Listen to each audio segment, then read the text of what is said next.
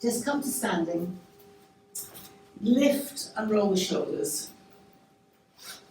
Lift your feet and then just reconnect your toes back down to the ground. And then breathing in, raise your right arm, stretch it up, and your left hand against your left thigh, just slightly come over to the left. You can stay static or just bounce in and out slightly. Breathing in, come to upright, and breathing out, lower the right arm. And then snaking the left arm up, stretch it, right hand to right thigh, breathing out, chin to chest, just come over to the right. Static or just bouncing in and out. Breathing in, come to the centre, and breathing out, lower the left arm. Lift and roll the left shoulder, and lift and roll back the right shoulder. And lift and roll both shoulders. And then breathing in, raising the hands up, just connect at the top, and then breathing out, lower the hands. And again, just soften the knees as you circle up. Clasp and reverse this time, and then breathing out, just lower the arms back down. Lift and roll the left shoulder, and lift and roll the right shoulder. And again, circle the arms up, stretching up, and then come down through the centre, hands at the heart centre. Breathing in, very slowly turn the head to the left, only as far as works for you. Then come to the centre and very slowly turn the head to the right. And then come to the centre. And then lower the hands. And then just step with the feet a little bit hip width apart. And just very gently start to sway from side to side. I need to check in with you. Is that okay for you to do that? Yeah, okay. So just swirling.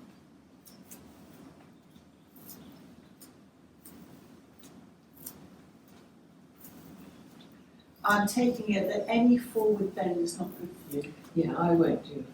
Okay. Just wanted to double check that. Thank you.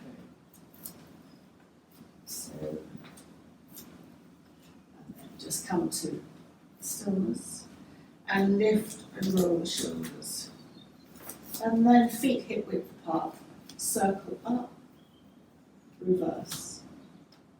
To one side, come to the centre as you breathe in, breathing out, come to the other side.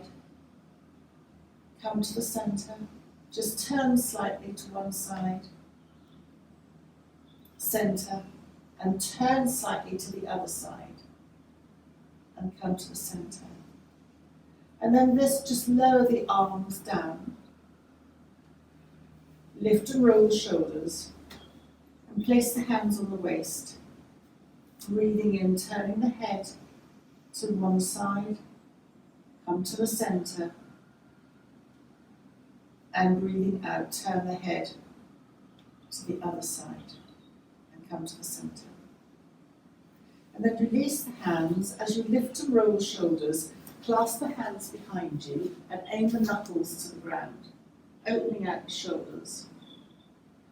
Bring the hands slightly away from you, and just turn slightly to the left, come to the centre, and turn slightly to the right, and come to the centre. And then release the hands, and just circle the wrists in one direction, and then circle the wrists in the other direction. And then open the arms, hug yourself. Notice which arm's on top. Subtly come forward. You can keep your head up if that works for you. But obviously just chin to chest is helpful. And then just sway from side to side. And then just release. And lift and roll the shoulders, hands out. And then if you remember the other way round, subtly come forward and then just very gently sway from side to side. And then just release. And lift and roll the shoulders. And then just circle the wrists in one direction. And then circle the wrists in the other direction. And then just place your fingertips on the shoulders. You can either keep like that with your fingers out, or you can make it very Tibetan and just make little fists up to you. And just breathing in, arms, elbows up, and breathing out, lower. So this is called crow's flight. You'll find this in Tibetan sequences, and it is, as you can feel, just expanding the ribs here, giving space for your lungs. Moving the elbows in time with your breath is helpful for your nervous system, as the movement times and coordinates with your breath, so it starts to calm the nervous system down. And it's part of preparation for the warrior sequences and the war so warriors would do this as part of their warm-up preparation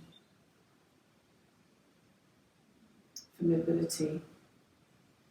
And then just lower. And then just circle one elbow in one direction and then in the other direction. And then just release that hand. And circle one elbow in one direction and then in the other direction. If you can't make a full circle, don't worry about it. Just lubricating that joint. And release. Lift and roll the shoulders. Just bring the hands to either the navel or hands on the waist. And take a couple of breaths, breathing in through the nose and out through the mouth.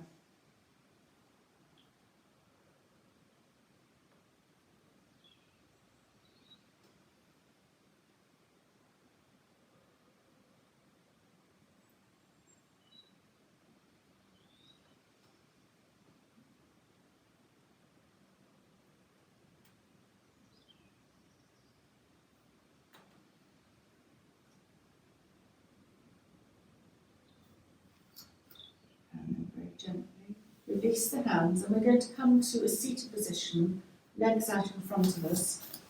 Take your time.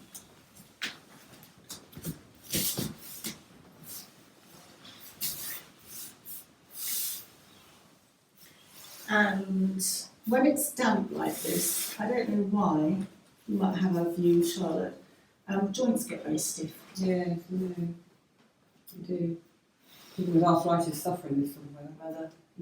Why? I don't really know why. Maybe it's provokes inflammation or something, but I think it's something to do with the muscles. atmospheric pressure.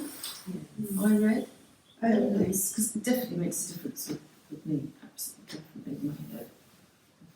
So You'll need to go to somewhere lovely and warm Yeah. holiday. but no doctors, lots of doctors say that it's all up here. No, it makes a difference because people Nick's that go mother live, could- yeah. Nick's mother could always tell when it was going to rain, and she was always right. Mm. Because she said her joints. So, with a nod to joints, yogically you would have your fingertips pointing in front, but that's quite hard work. So we're just in a gentle, relaxed, hands out to wherever it works for you, and just toes up and toes away. So this is getting into the circulation. And Sue, when we get to it, the feet won't have access to them. You might like to ask for anything on the head or Well, I can show you where that is, yes. or anything else that you want to think about. So toes up and toes away. And then start to circle the ankles in one direction.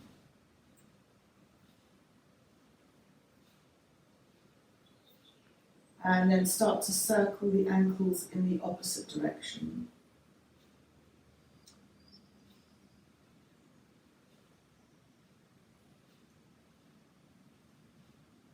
And then just toes from side to feet from side to side. You'll feel your ankle,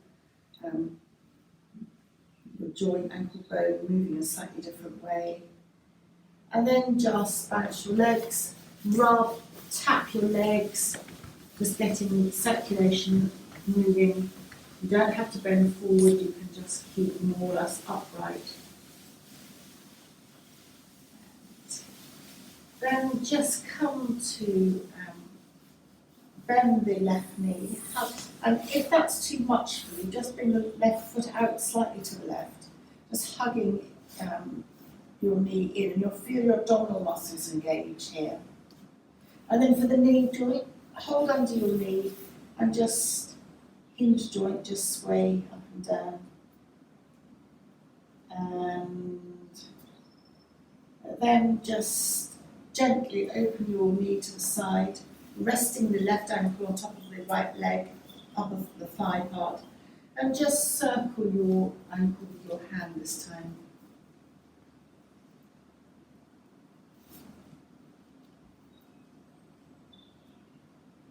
And then in the opposite direction.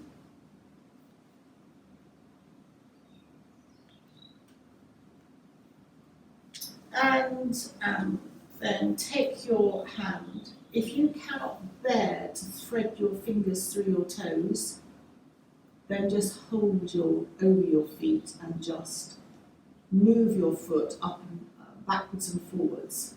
If you can bear to thread your fingers through your toes, again, just do the same action. And then to relax your hand and let your toes do the work. It's a different sensation. Or just let your toes do the work. And then just release your fingers, take a fist, and with your knuckles, just rub. And so, if you want to say anything about head.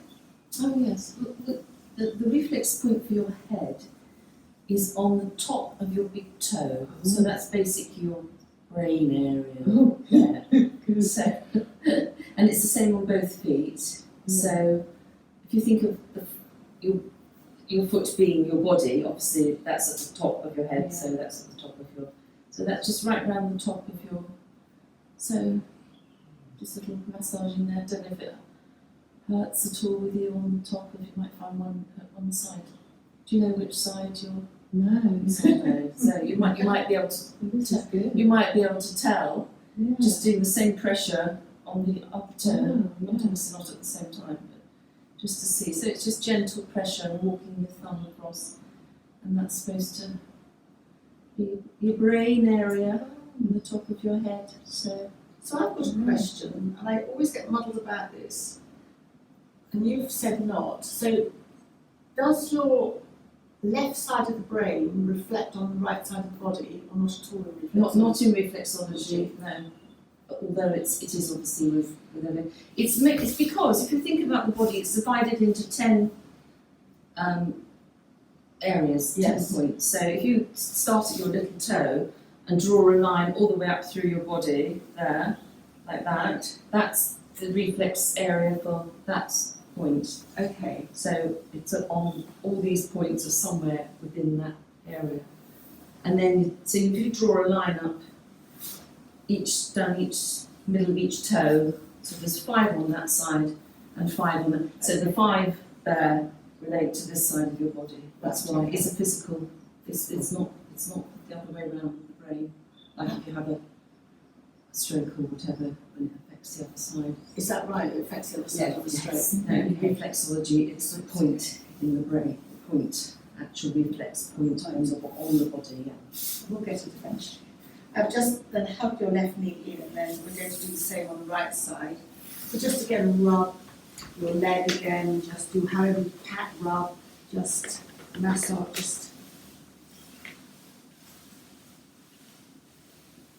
And when you're ready, just hold underneath your right leg and just let your foot sway, lubricating the knee joint. And then supporting your right knee as you open your right knee to the right, resting the right foot on the left somewhere thigh, and then just circle with your hand. So this is all part, by the way, of a series in yoga called the Pawanmukshana, and the Pawan are the winds, the energy flows. Mukshana are the asana bit on the end. And and then the other way, particularly these opening movements are part of the anti-rheumatic series, if I've not said that before. And they're very much in classic yoga, so you'll find these in certainly Hatha yoga, and very much, as I said, in classic yoga. And then very gently, again, if you can't absolutely bear to thread your fingers through, then just put your hand over the top of the foot and just move it back and forth. You can sometimes circle the toes as well, but if you have that very high-pitched squeak, it's called Bertie. Oh, right. Excited Bertie.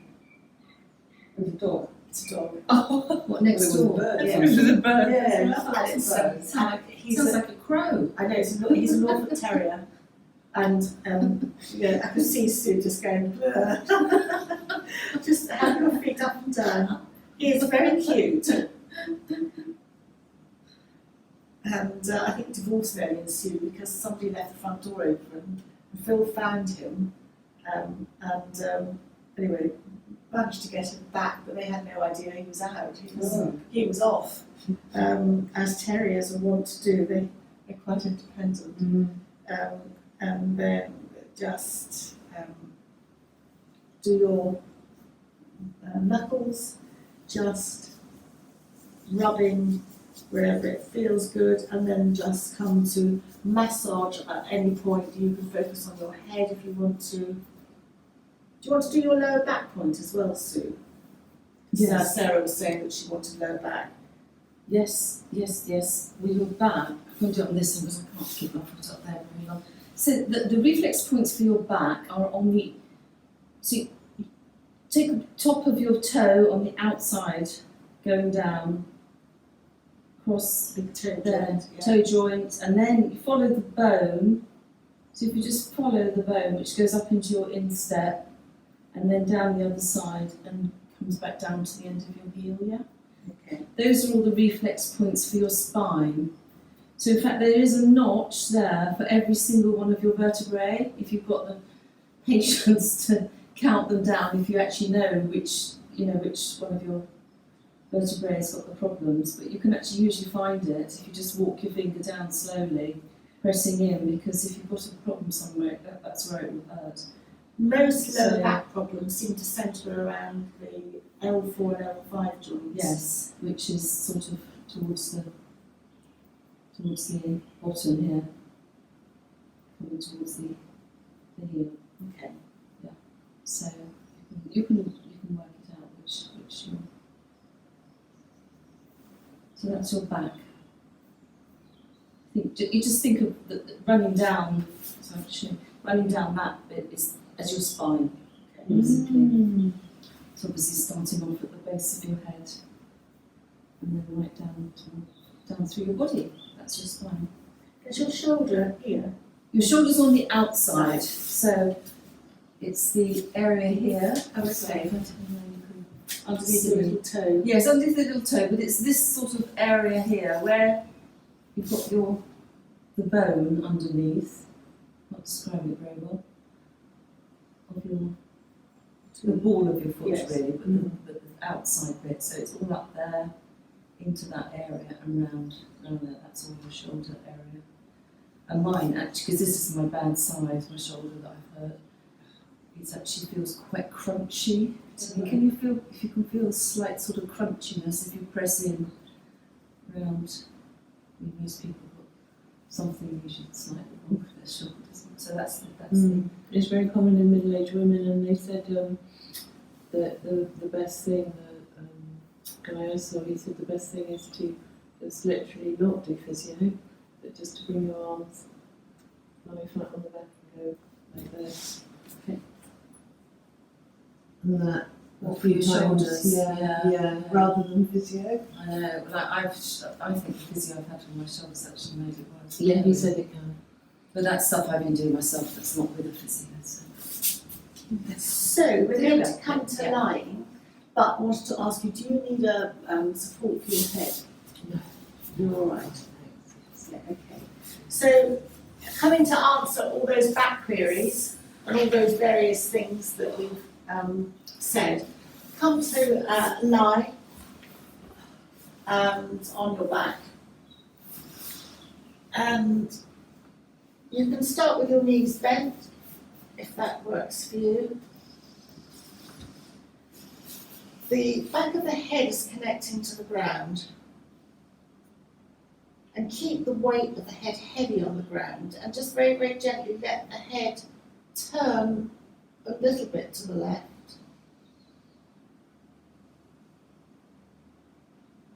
Bring the head back to the centre, and then very, very gently let the back of the head turn. I'd be tempted to say roll, but roll is not a yogic in term apparently, to the right. And then come back.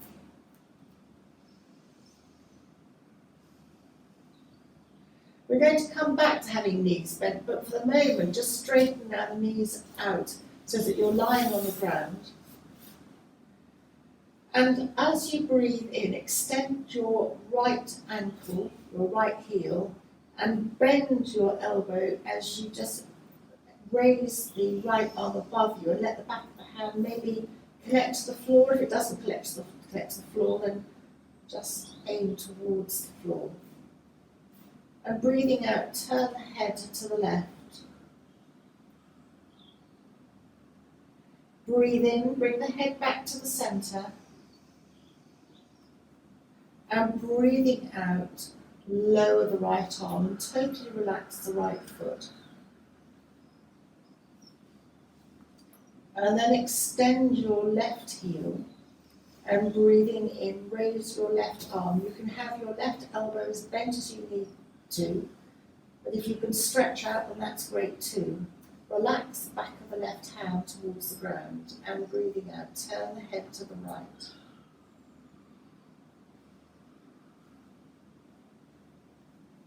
Breathing in, bring the head back to the centre. And breathing out, lower the left arm and relax totally the left leg. Just circle your ankles a couple of times in one direction and then a couple of times in the other direction. And then breathing in, extend both heels and raise both arms above you. Stay here for your out breath. Breathing in, stretch, extend. Breathe out, relax, and lower the both arms back down alongside you. Hands down on the ground, and then bend one knee and then bend the other knee so that you're back to feet on the floor, feet hip width apart, and knees up to the ceiling. And then, as very familiar, let the knees drop to the right and your left hip will lift off the ground. And then come back to the centre, knees upright, and then let both knees drift over to the left.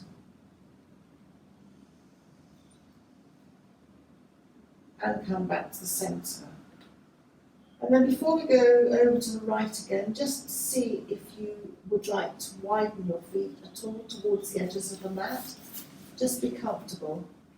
And then just drop both knees once more to the right, lifting the left hip off the ground. And you can roll to the right as little or as much as you would like. And then come back to the centre with the knees, and then breathing out, let both knees drop to the left. Right hip lifts.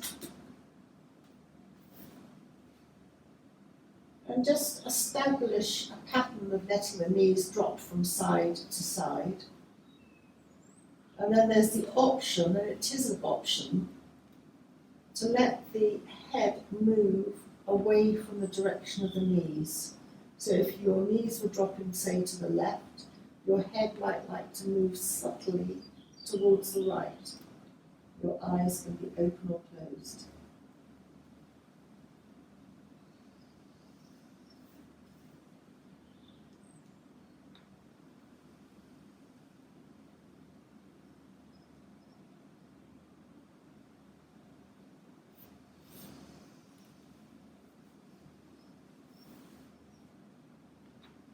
And then very gently coming back to the centre with the head and the knees. And cross your left leg over your right. Engage your lower abdomen in slightly and then lift your right foot off the floor and take your hands to place them on either leg so it reaches shin. My left hand is just below my right knee and my right hand is somewhere above my left ankle. And just hug the knees in. So this is opening up at the lower back area. It's creating space in the lower spine. And you can stay static or you can very imperceptibly, subtly move slightly from side to side. As you're just putting a little bit of pressure to either side of your spine at the lower level. You'll feel this at the hip level too. The one thing you've got to be able to do is to cross your legs, and it's actually surprising how many people can't. And then just very, very gently release both feet to the ground. You might like to hold under your thighs. And before you release your left knee, slide your left knee to the left so that your left ankle is resting on the top of the right leg. It's open like a wing. Hands either down on the ground alongside you or resting on your abdomen. And just let your knees gently sway from side to side. Again, your hips will very subtly lift off the ground.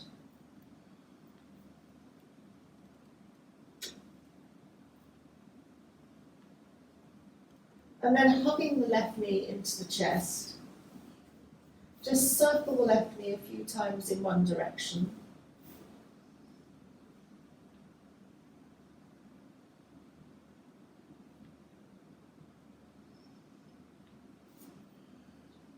And then circle the knee a few times in the opposite direction.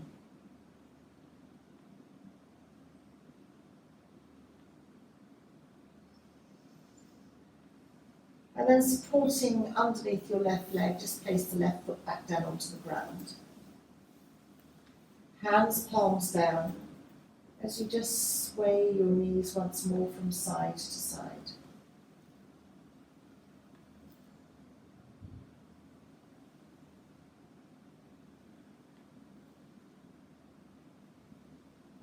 And then bring the knees back to the centre.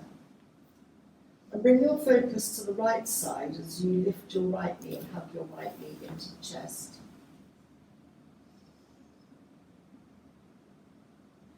And just circle your right knee a few times in one direction.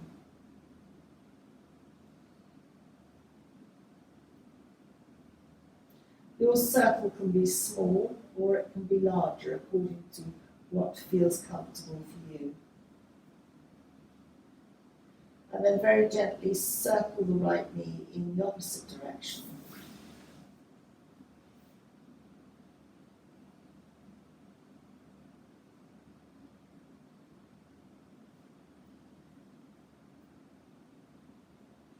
And then cross your right leg over your left. Tummy in and lift your left foot off the floor, sliding your hands down the outs of the legs, so my right hand is on the left leg, my left hand is towards the ankle on the right leg. And just hug the legs, the knees into the chest. And you'll feel a pull on the outside right hip, which I believe is the piriformis muscle. Correct me if I'm, Yeah, that's right. thank you. Thank you, so correct me if I'm wrong. So the piriformis muscle can be very often implicated. It's a little muscle connecting, and you'll know this more than I do, connecting sort of like to part of the leg, the upper leg to the hip on the outside. And if that gets tight, it can just shrink fractionally. I mean, we're talking a nano amount, and pull the hip in, and that can then lead to lower back problems and stiffness. And you're also opening up at the base of the spine. And then just very, very gently supporting your legs if you need to. Place your left foot onto the floor. And before you release everything, slide your right leg out to the right. Your right ankle will rest on top of the left thigh. And hands palms down to just lightly support you as you sway both knees from side to side.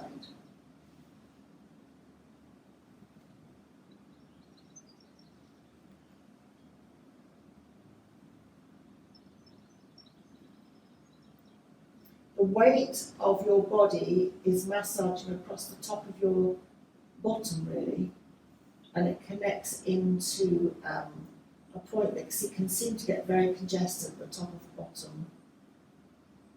That satisfying little point that's nice if it gets massaged and rubbed with GB30 gallbladder. Then just come to the centre. And then hug the right knee into the chest. Just really enjoy hugging it in, and then just placing the right foot down onto the ground. Your knees are bent, feet on the ground, and just bend both elbows, bend at the elbows, raise the elbows above you. Chin to the chest, and you're just resting your elbows there out to the side. You might hold your wrists or hold your forearms, and just feel the stretch under your arms. And then move both elbows to the right so that you're always staking to the right. Come to the centre, and then both elbows move over to the left. And a couple of times in your own breath pattern, just almost wriggling out on the ground. Left to right, right to left, and then come to the centre. And then breathing out, tummy engages, and just lower both elbows back down along the ground. And palms are down alongside you. We're going to do a couple of pelvic tilts, flattening the back, palms down, as if you're going to lift your bottom, and then just releasing so that there's a little gap underneath your lower back. And a couple of times in your own breath pattern, flattening back down onto the ground as if you're going to lift your bottom, and then rolling the other way so that there really is quite a considerable gap under your lower back. You're almost going down onto your tailbone a couple of times. So this is a remedial back movement rooted in yoga.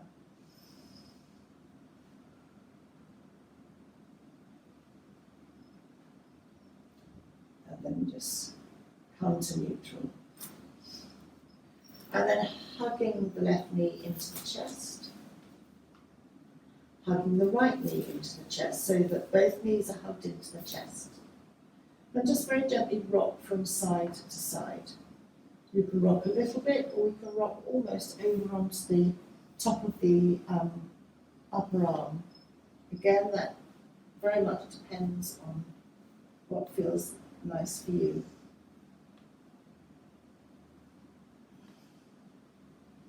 And then coming to the centre. And breathing in, raise the left arm up behind you and extend the left leg up, extend the left heel. And breathing out, hug the left knee into the chest. And then breathing in, Do the same on the right side. Extend the right heel, right arm up behind. Chin comes into the chest. And then breathing out, hug the right knee into the chest. And once more to each side. One of the reasons I'm not necessarily going to do both arms and both legs is that when you do both, you slightly strain the body and you can put a tension into your head, strangely enough. I don't know why that is. I don't know if you've got anything to offer on that, Charlotte, as to why lifting both legs and arms up can strain into the head. Maybe because you've got to move both legs, you're creating quite a lot of intra-abdominal pressure to move both your legs up at the same time, and arms maybe. Okay. Does anybody else feel that, or is it just me, a particularly weak core that feels it in my head? I put them. Yeah, you can feel it. It's almost as if you're holding your breath and the pressure rises in your head. So I'm assuming, Liz, that any pressure in your is to be avoided, Yes. and then just release. Hugging both knees into the chest, holding both knees, and then make a complete circle with both knees moving in the same direction. So you're very gently and subtly rotating around the lower spinal area, and it's like a massage.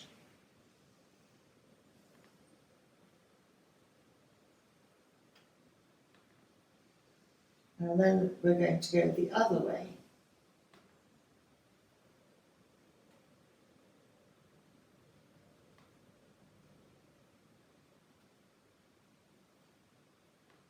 And then for a moment, hugging both knees into the chest, support the right leg perhaps underneath the right thigh to place the right foot on the floor. And you're going to hug the left knee into the chest. Still holding the left knee, let the left knee drift to arm's length. And do this a few times to your own breath pattern, hugging the left knee into the chest and letting the left knee drift away. This should feel very nice into the head. And again, I don't know why. I know that the blood seems to travel along the spine up into the head and it starts to tingle, but why does it feel so nice? Again, if you've got any nuggets of wisdom, Charlotte, as to why it feels nice in the head, I don't know. No, I don't have the nuggets of wisdom. In that. It seems to allow the back to be in a straight line and the neck to be quite straight. I don't know if you've got any nuggets to offer, Sarah, on that as to why, when you do this, it kind of pulses the blood along the spine up into the neck and the head. No, not really. No, not unless it affects your dopamine or something. Okay, or is it just me that that's like tingle in the head? No, it doesn't. And then just very, very gently place the left foot on the floor, and of course we're going to do the same thing to the right side, hugging the right knee into the chest, and holding the right knee still, letting it extend to arm's length. And just a few times in your own breath pattern. If you want to linger at any point that feels it needs some extra hugging in or extra care, then just linger. So, on an Eastern medicine vibe, on a note, we're affecting and impacting something called the Apana energy in the body. And Apana energy resides in the lower abdominal area. But Apana energy and the lower abdominal energy is connected into, we're all made from different elements in varying forms, which defines our constitution in Ayurveda along the element line. And so the Apana and hugging the knee into the chest and lower abdominal area connects into something called the Vata dosha, which is air. And if the Vata dosha is out of sync anywhere in the body, it is the cause of pain. So hugging the knees into the chest in its various formats regulates pain. And it is like a fetal position that people go into naturally if they're in pain. So it's not rocket science, but it's just quite interesting to know what lies behind it. So we are regulating our foundational energy in this respect. And then hugging the right knee into the chest, let the left knee join it when you're ready, and then just let both knees come into the chest, both knees hug away.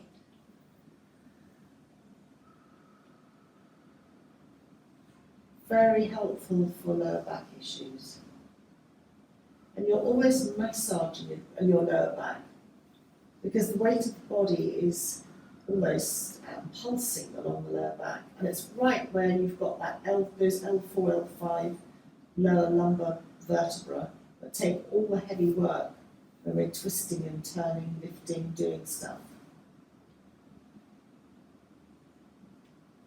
So any time you've got a back issue and you're twinging a little bit or stiff or sore, this is really helpful. It takes the back a good few minutes to start to relax enough to let go. And of course, lying on the floor too long and the back starts to stiffen up, it's too hard, so there's that soft point. But we've not been here long enough to hopefully start to get stiff. And then just go any way you want to, either hug the knees in or just rock from side to side.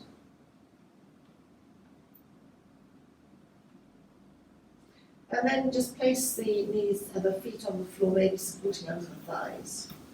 And we're going to come to roll to the side to sit upwards, but very gently. So yogically you move to the right if you've got space. I haven't got a lot of space, so I'm going to come to the left. But again, so to minimise head strain, come to the side and stay. Then press your hand down and come up and orientate your body very slowly so that there's no sudden movement and that the body can adjust the fluid levels very gradually. And then come to either sitting in a cross-leg position. If that's not good for you, have your legs out. And I wanted to do cat-cow, but that's kind of slightly coming forward. So if we just place our hands somewhere on the knees, below the knees, sitting up and breathing out, just coming forward. If you don't want to bring your chin to your chest, then just come forward, but otherwise bring your chin to your chest. And just a couple of times, sitting up and breathing out, coming forward to where it's good for you. Again, this variation on cat-cow is helpful for lower backs, because you're beginning to stretch the lower back and you're waving movement through your spine. It's actually quite nice for your head, because although it's coming forward's not good, the chest aspect stretches the back of the neck and it allows again the blood to go into the head. But again, you've got to choose how much works for you. And then just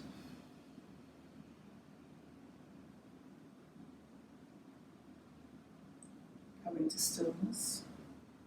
And then we're going to finish with somatic movement that we've done before, which you might find useful, Liz. Just bring your hands to the side of the head, your thumbs behind. It's an opening position for Reiki, for healing. Your chin slightly comes forward naturally, but just hold the head and the hands.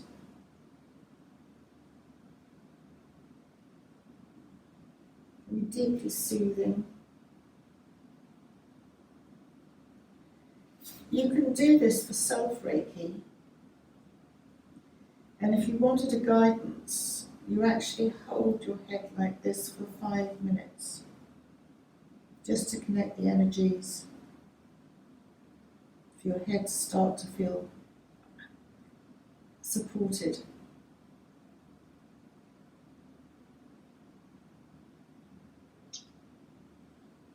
We haven't got 5 minutes, but this option is always available to you at home. And then just slide, it doesn't matter which hand, one hand to the back of the head and one hand to the forehead. And just very, very gently cradle the skull, almost bringing the hands towards each other. Again, deeply soothing. So this connects to the third eye and connects also to, it would be to the pituitary and pineal glands, part of the metabolic control. You've got acupressure points at the back of your head. You've got points at the front of the head. If your hand's large enough, you're just connecting all those little temples at the side. And then very, very gently sit up. Keep the hand on your forehead and drop the hand at the back of the head to the chest.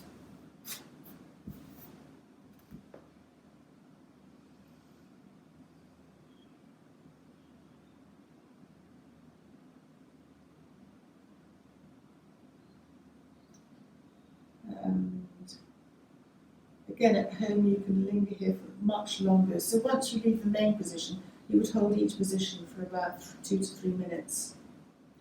And then very gently release the hand from the head and drop the hand from the head to the navel. You're connecting your gut almost to the heart.